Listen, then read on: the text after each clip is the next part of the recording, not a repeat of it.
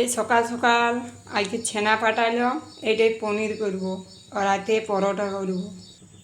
এবারে এটাকে ছাঁকিয়ে তারপরে নড়া জায়গা দিয়ে রাখি দেবো। দোকানের থেকেও ভালো পনির হবে, দোকানের থেকেও ভালো পনির করে দেবো আমি।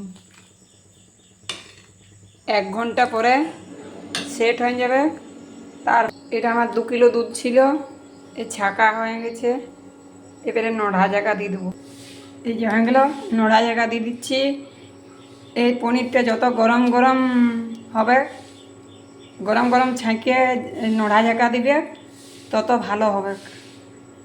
এবারে 15-20 মিনিট রাখবো, তারপরে একদম আমার পনির রেডি।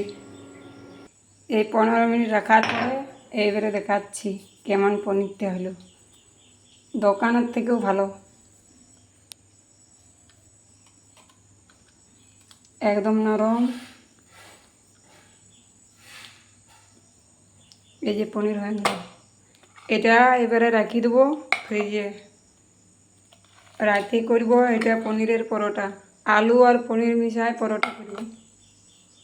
আমার পনির রেডি।